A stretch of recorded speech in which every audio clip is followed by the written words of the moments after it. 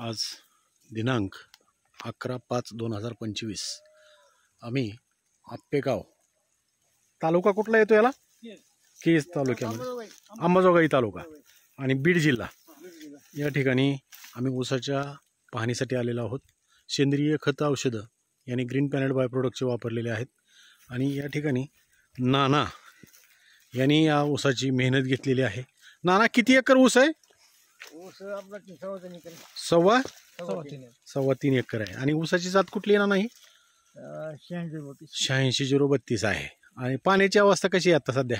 पाणी कमी पडले आणि हा कुठला पिरियड चालू आहे?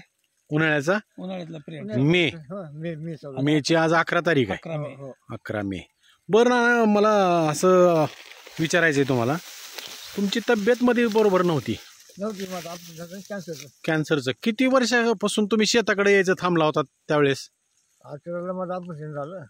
2018ला तुमचं ऑपरेशन झालं? पहिलं झालं, दुसरं ऑपरेशन झालं 2021ला। बर, मग 22-23 घरीच होतो, 24ला बाहेर पडलो। हे औषध घेतल्यामुळे तुमचे म्हणजे टॉनिक आपले चालू झाले। अच्छा, सी न्यूट बेरी न्यूट हे लिक्विड घेतल्यानंतर तुम्ही 4-5 महिन्याला बाहेर निघालो। अच्छा अच्छा अच्छा। बरं, ऊसामध्ये तुम्ही जे खत औषधं वापरलेले आहेत तर त्या संदर्भात तुमचं काय मत आहे? काय चांगली खत? बरं, आता म्हणजे इतरापेक्षा तुम्हाला काय फरक वाटत? पाणी कमी आहे पण कमी आहे, पण कांदूर काही पूर्ण वाटत नाही त्या पाण्यामुळे। बरं, बाकीचे रसायन खाणेवाले त्यांनी पाणी असून 3 आमची लेवल आज एकच आहे बरं। त्यांची आणि तुमची लेवल आता तुम्ही किती वर्षापासून शेती करताय नाना? माझं आयुष्य गेलं की आयुष्य गेलं तर त्या आयुष्याच्या जमापुंजीमध्ये आतापर्यंतचा अनुभव आणि हे सेंद्रिय खत वापरल्यानंतरचा आलेला अनुभव हा समाधानकारक आहे ना? बरं, शेतकऱ्यांनी हे खत औषधं वापरावे की नाही वापरावे?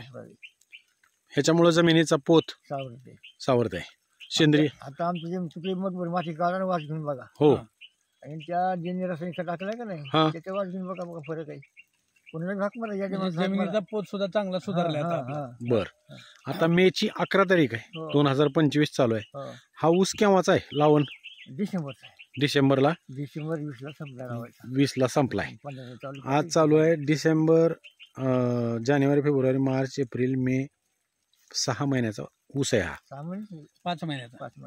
हा, डिसेंबरच्या 20ला म्हणल्यावर 5 महिन्याचा। तर 5 महिन्यात आता सध्याच्या कंडिशनला मेहनत करताना तुमच्याकडून काही कांड्या ऊस मोडलेले आहेत, तर आपण बघूयात ना ऊसाला कांड्या किती सुटल्यात? मे महिन्यामध्ये शक्यतो लोकांच्या ऊसाला कांड्या नसतात, हिरवा ऊस असतो, आहे का नाही? 2-3-4 म्हणजे 2 डोळा पद्धत ऊस लावला आपला कांडीचा? नाही, कांडीच लावली। कांडीच लावली। तर पाहता येईल का आपल्याला कुठं? या की आता ऊसाची उंची बघा, नाना बालाजी शितोळे सर हे दोघंही दिसत नाहीत, हात वर केला तरी उंची हाताच्या वर आहे। तरी पानाचा पेरा हो, काय रुंदी जाड आहे आणि फुटवा हिरवेगार रसरशीत त्याचे वाडे आहेत। म्हणजे आज जर फुटवा विचार केला ना ह्याला, म्हणजे 2 कांडी टाकले होते ना? हो, 2 कांडी, 2 टाक। तर हे सगळे प्रोडक्टची शिफारस तुम्हाला बालाजी शितोळे, कांचन इरिगेशन, नायगाव, लांबतुरे साहेबांनी केलेली आहे। बोला की काय म्हणता? ना आता आपण ह्याला ग्रो नायट्रोकिंग फवारणी आणि ड्रीप मधून आणि ड्रीप मधून आपण प्रीमियमची एक ड्रीप मधून ड्रिचिंग केलेली आहे आणि 13-045 एक टाकलेला आहे आणि बेसल डोस मध्ये आपण भूमी पॉवरचा वापर केला आहे। म्हणजे एकरी 1 बॅग भूमी पॉवरची। तर फुटवा तुम्हाला कसा काय वाटतो? काय होतं की चांगला फुटवा आहे। आज जर हा पेरा काढला हो, बरं, सरासरी एका थांब्यामध्ये येते। बरोबर बरोबर, हो, हालत आहे हो, म्हणजे याचा अर्थ काय? एकच आहे। आपण हे जर मोजलं 1 2 3 4 5 6 7 8 9 आणि 10 फुटवे म्हणजे आज आपल्या हातात आलेले आहे। आणि 10 फुटव्याची उंची सरासरी सारखी आहे सगळ्याची, म्हणजे एक कुठं महाग पुढं नाही ना, काही नाही। आणि मेच्या 11 तारखेला आता कांड्या किती सुटल्या त्यांना? मेच्या 11 तारखेचा हिशोब केला तर 1 2 3 चौथी चालू आहे। आणि ह्याची उंची, कांड्याची लांबी पण काही बरं आहे, भरपूर आहे। हे असं जर टाकलं तर जवळजवळ हो, टुचीच्या तर आहेच। ही बी पुढला बी तुझीच आहे, हो. सेम टूच आहे. तर नाना तुमचा एकरी याला झालेला डोस ज्याला म्हणतोय आपण, तो खर्च किती झालेला आहे? बरं, ह्याला रासायनिक काही दिलंय का? नाही रासायनिक नाही, काहीच दिलं नाही. तुमच्या पोटॅश हा, प्रोम आणि प्रोम बर आणि भूमी पॉवर 2 पोती टाकली बर बर. एकरी. हा, आणि पुन्हा त्याच्यामध्ये 5 पोती कोंबडी टाकली, कोंबडी खत कोंबडी खत टाकलाय. 5 पोती बर बर बर. असे 2 आणि भूमी पॉवरची एक बॅग. भुजभरची एक बाग. मग ग्रीन प्लॅनेटचं धरलं तर 5,000 रुपये एकरी सुद्धा. म्हणजे 2100 रुपयाचं भूमी पॉवर, भूमी पॉवर 12×24. 2400 हा म्हणजे सरासरी एक 4,500 रुपयाचं हा, एक एक डोसामध्ये. डोस झाला. बरोबर बरोबर. तर 2 डोसचे एक समजा 10,000 धरून चलो आपण, आहे की नाही?